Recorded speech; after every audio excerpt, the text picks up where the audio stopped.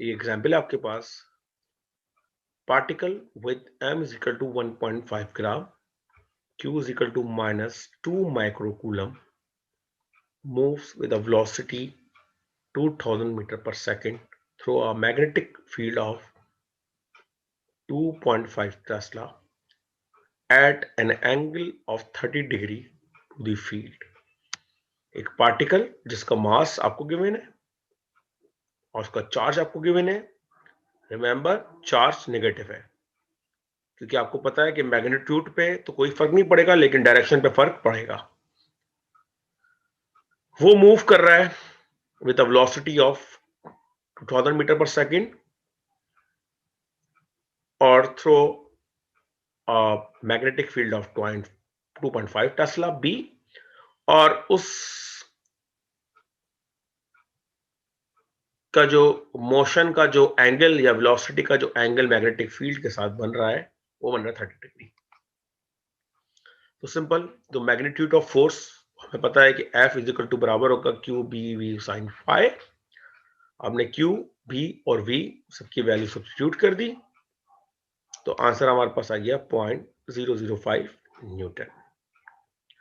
Direction force के लिए याद रखिएगा नेगेटिव चार्ज है, तो हम अप्लाई तो इस पर राइट हैंड रूल ही करेंगे, लेकिन राइट हैंड रूल जो हमें डायरेक्शन देगा, हम नेगेटिव चार्ज के लिए उसको अपोजिट डायरेक्शन में कंसीडर कर लेंगे। तो अगर आप V को B की तरफ कर्व करें तो आपका थंब इनटू द पेज आपको पॉइंट आउट करेगा, लेकिन क्योंकि नेगेटिव चार्ज है तो इसलिए हम direction out of the page consider करेंगे। V को B की तरफ कर्व करेंगे तो ये इनटू द पेज आएगी डायरेक्शन, यानी कि आपका थंब जो है वो फोर्स की डायरेक्शन इनटू द पेज बताएगा, लेकिन क्योंकि नेगेटिव चार्ज है तो हम कंसीडर करेंगे out of the page, opposite direction के अंदर।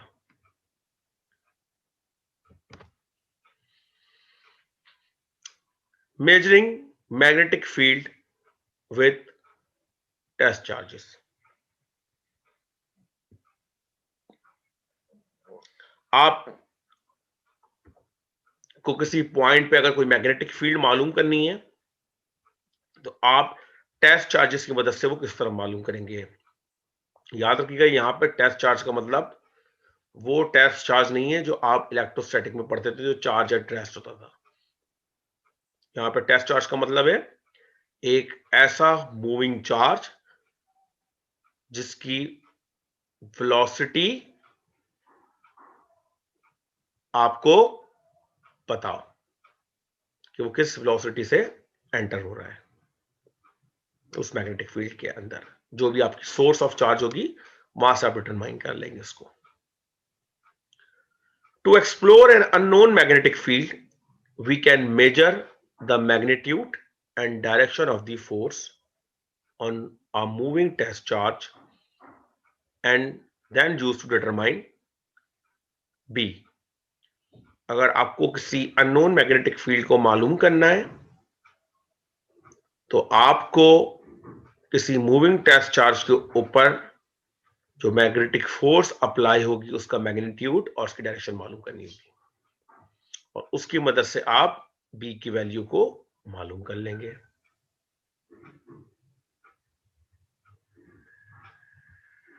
तो इसके लिए जो बेस्ट एग्जांपल है वो है the electron beam in a cathode ray tube such as that in a older television set, not a flat screen.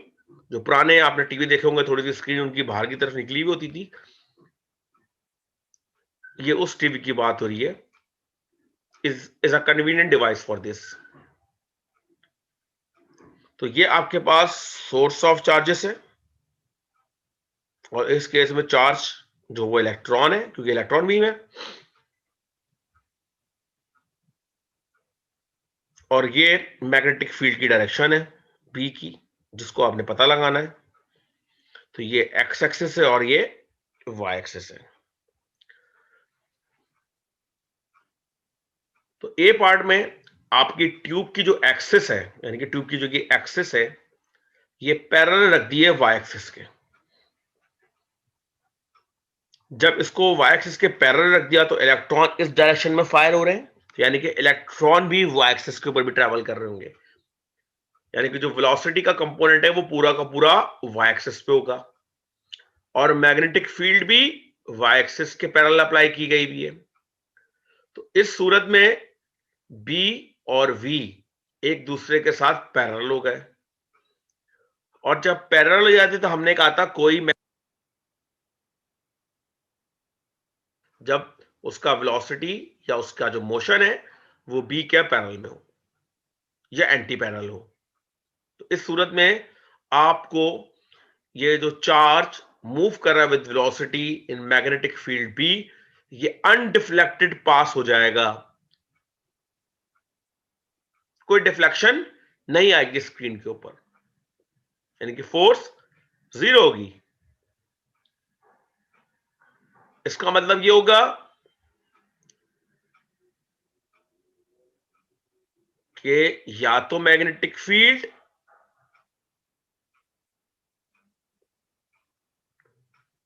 Y axis के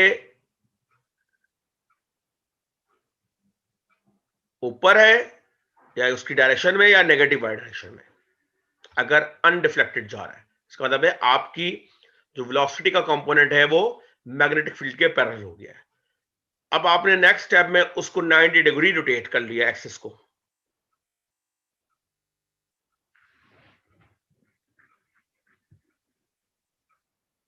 यानी कि इस टेक्निक से पहले आपने पता यह लगाना है कि बी और वी कहां पे एक दूसरे के पैरेलल हो रहे हैं। जहां पे पैरेलल हो गए यानी कि फोर्स आपकी स्क्रीन के ऊपर बिल्कुल सेंटर में आके इलेक्ट्रॉन हिट कर रहे होंगे, तो आपको पता चलेगा कोई डिफ्लेक्शन नहीं आ रही। जब आप वो पॉइंट ढूंढ लेंगे जहां पे कोई डिफ्लेक्शन नहीं आ रही, आप उससे 90 डिग्री रोटेट करेंगे, तो अब इसका मतलब है कि आपकी जो इलेक्ट्रॉन गन से जो इलेक्ट्रॉन निकल रहे हैं वो फील्ड के साथ परपेंडिकुलर हो गए।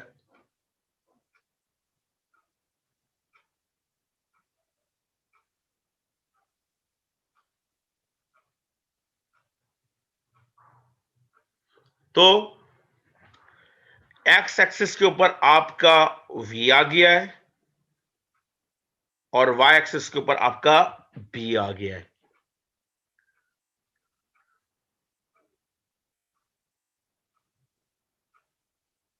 तो इस केस में आपकी जो इलेक्ट्रॉन बीम होगी, जो इलेक्ट्रॉन होंगे वो डिफ्लेक्ट करेंगे इन दी जेड डायरेक्शन,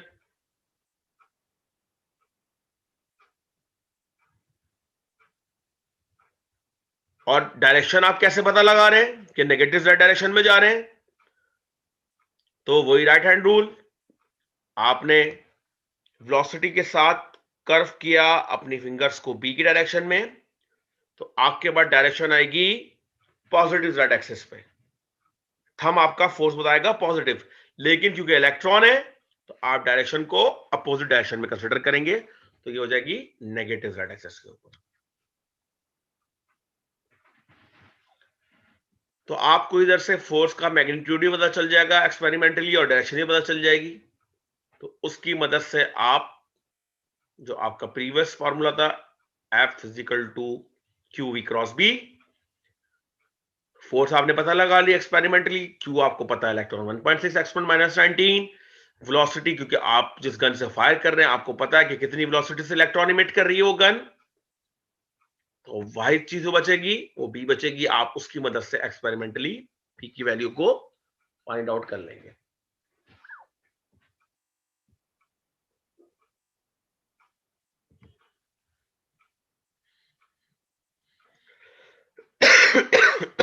एक और problem,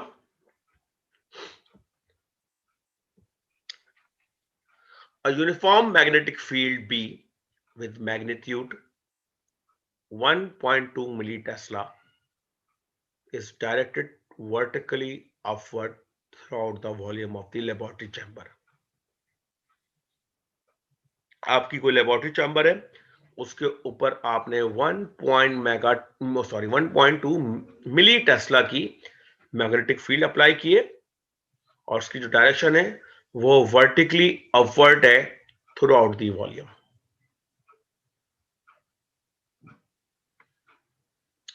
A proton with kinetic energy 5.3 mega electron volt enters the chamber moving horizontally from south to north.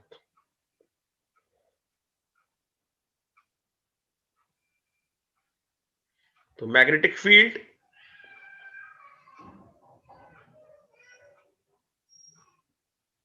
ये डॉट मैंने लगाया, इसका मतलब होता है आउट ऑफ द पेपर या आउट ऑफ द बोर्ड, और क्रॉस का मतलब होता है इनटू द पेपर या into the board.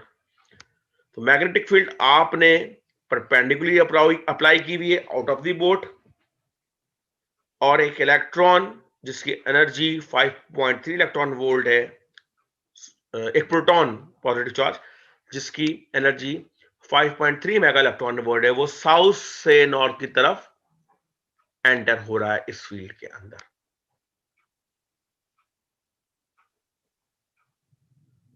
Field out of the paper और ये इस तरह एंटर हो रहा है। इसका मतलब है ये फील्ड और वेलोसिटी एक दूसरे के साथ परपेंडिकुलर हो चुके हैं।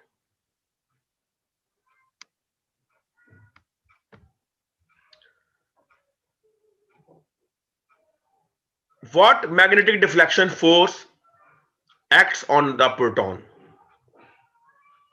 as it enters the chamber? तो क्या magnetic deflection force proton experience करेगा जब वो चैम्बर के अंदर एंटर होगा? और जहां पे आपको प्रोटॉन का मास 1.67 एक्सपोनेंट -27 kg गिवन है, और आपको कह रहे हैं अर्थ की जो मैग्नेटिक फील्ड है उसको नेग्लेक्ट कर दें।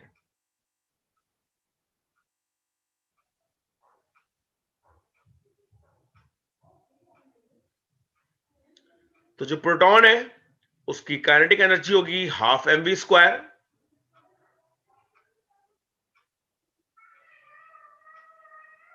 जिस सोर्स से वो इमिट हो रहा है, और जहां हमें काइनेटिक एनर्जी उसकी गिवन है और वेलोसिटी हमें चाहिए। वेलोसिटी हमें क्यों चाहिए? क्योंकि हमें फोर्स चाहिए, और फोर्स के अंदर Q होता है, V होता है और B होता है। V हमें गिवन है, Q हमें गिवन है, तो हमें पता क्या लगाना है? V के प्रोटॉन कितनी वेलोसिटी से फील्ड के अंदर एंटर हो रहा है। तो यहां से इसको हमने वेलोसिटी के लिए सॉल्व कर लिया, तो V √2k/m kinetic energy value substitute करी, और 5.3 मेगा इलेक्ट्रॉन वोल्ट को joules per mega electron volt में कन्वर्ट करने के लिए 1.6 एक्सपोनेंट -13 से मल्टीप्लाई कर दिया, and divide by the mass of the proton. आपके पास वेलोसिटी आ गई 3.2 एक्सपोनेंट 7 मीटर पर सेकेंड। अब जो ये वेलोसिटी आई है इसको इस फार्मूले के अंदर सब्स्टिट्यूट कर दें। एफ बी बराबर होगा Q V B sine phi,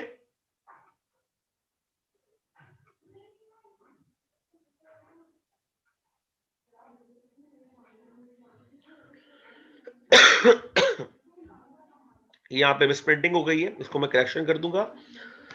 तो एक मिनट,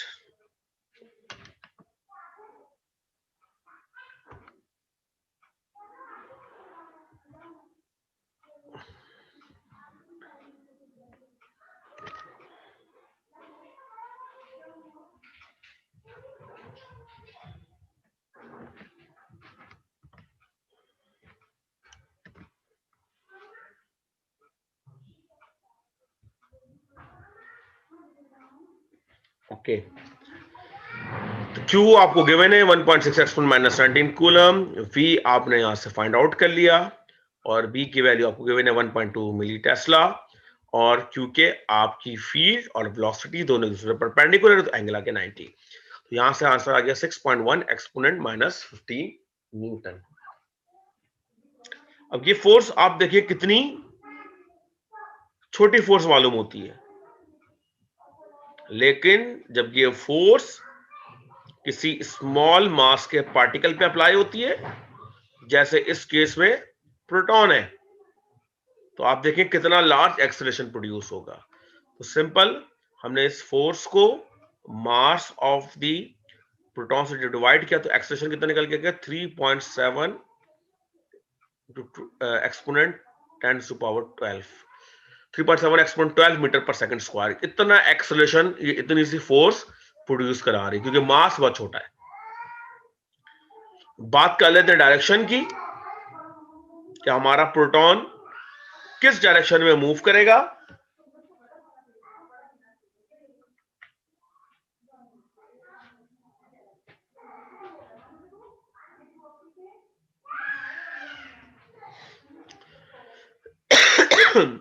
तो बी हमारी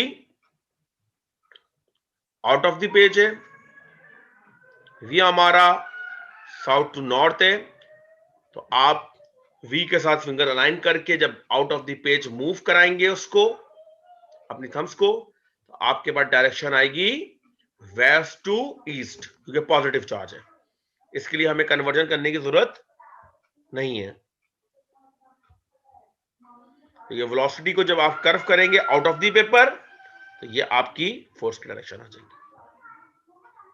इसका मतलब है आपका चार्ज इस तरह से डिफ्लेक्शन करना शुरू कर देगा।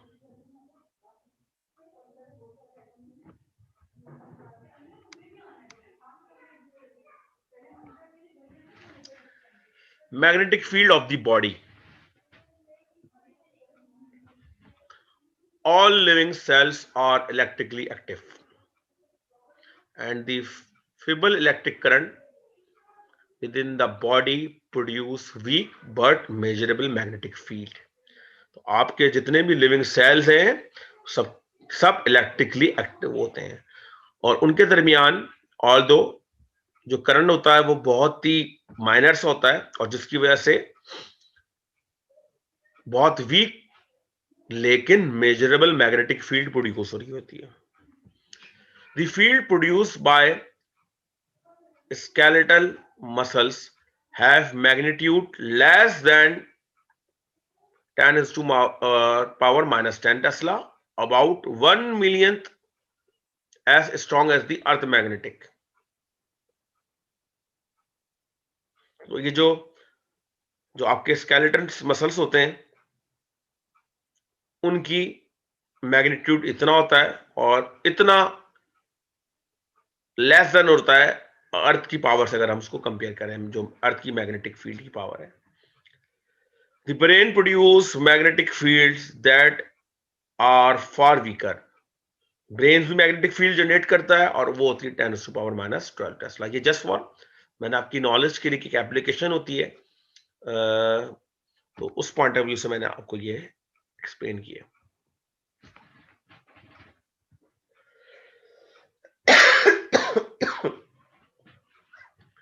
Motion of charge particle in a magnetic field.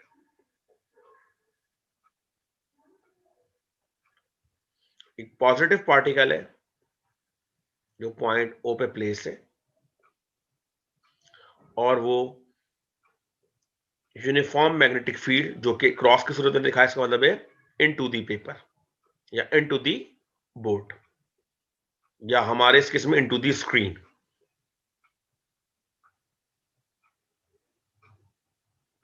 और ये वेलोसिटी v से मूव कर रहा है।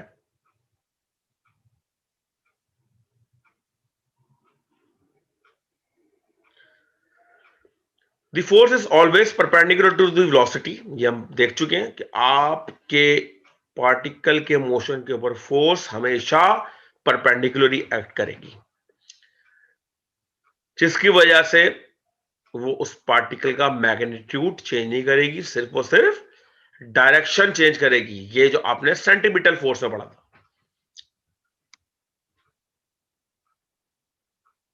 तो जो मैग्नेटिक फोर्स होती है पार्टिकल की, सिर्फ और सिर्फ डायरेक्शन को चेंज करती है, उसके मैग्नीट्यूड को चेंज नहीं करती।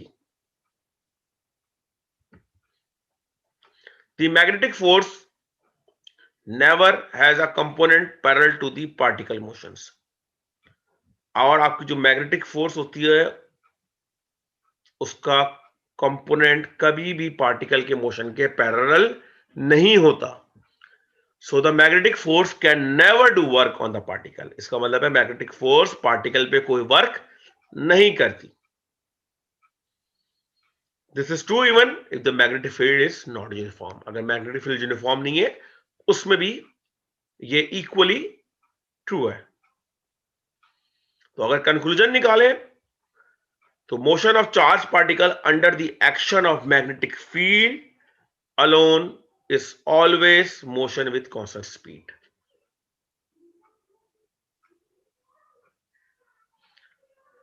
अगर कोई चार्ज पार्टिकल सिर्फ और सिर्फ मैग्नेटिक फील्ड के अंदर मूव कर रहा है तो वो हमेशा कांस्टेंट स्पीड से मूव कर रहा होगा, यानी कि उसकी स्पीड पे कोई चेंजिंग नहीं आएगी। हां, डायरेक्शन हर पॉइंट पे चेंज हो रही होगी।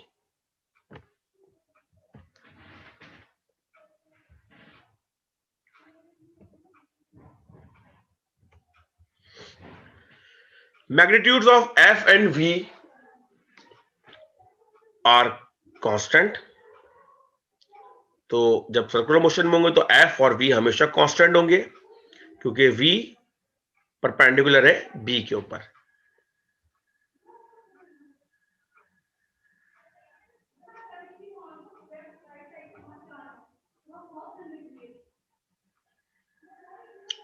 क्योंकि बी भी यूनिफॉर्म है, फी भी कांस्टेंट है, क्यू भी कांस्टेंट है, तो इसका मतलब है एफ भी हमेशा कांस्टेंट ही रहेगा। फॉर यूनिफॉर्म सर्कुलर मोशन, अगर यूनिफॉर्म सर्कुलर मोशन हो रहा है तो एफ बराबर है क्यू वी बी के, क्योंकि हमने दोनों को परपेंडिकुलर रखा हुआ तो साइन 91 हो गया, और ये बराबर होगा M V square upon R, centripetal force.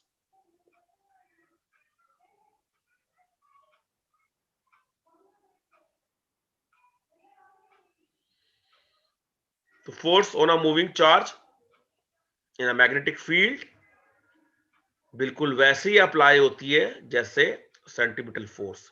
इसका मतलब है सिर्फ और सिर्फ डायरेक्शन चेंज होगी, मैग्नीट्यूड चेंज नहीं होगा। और यहां से हम रेडियस का फॉर्मूला निकाले तो ये R M V upon Q B, ये radius of circular orbit in a magnetic field, यानी कि चार्ज जो सर्कुलर पाथ में मूव कर रहा होगा यूनिफॉर्म वेलोसिटी, ये उसका रेडियस है।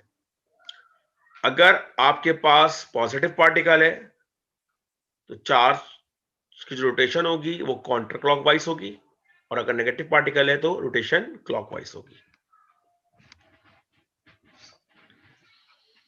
एक एग्जांपल है, a magnetron in a microwave oven emits electromagnetic waves। आपके माइक्रोवेव के अंदर एक एलिमेंट होता है जिसको मैग्नेट्रॉन कहते हैं, जो कि एक्चुअल में माइक्रोवेव जनरेट कर रहा होता है। एक ऑसिलेटर होता है जो कि फ्रीक्वेंसी या माइक्रोवेव फ्रीक्वेंसी जनरेट कर रहा होता है, और उसकी फ्रीक्वेंसी आपको गिवन है 2450 मेगाहर्ट्ज।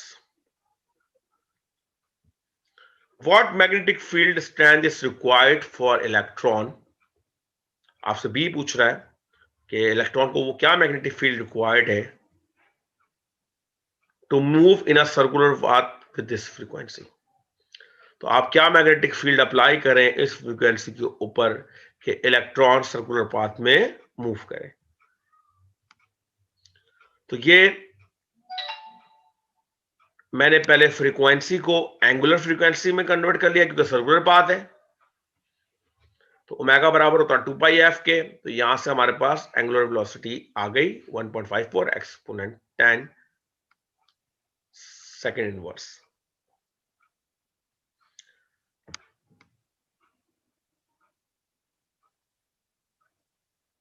आपको पता है ओमेगा बराबर होता है v अपॉन आर के, तो यहां से ये v अपॉन आर बराबर हो गया ओमेगा के, तो यहां गया एम ओमेगा, एक v बचा तो वो v कैंसिल आउट हो गया इस v से और q को आपने क्रॉस मल्टीप्लाई कर दिया, तो यहां से b बराबर हो जाएगा m ओमेगा अपॉन q।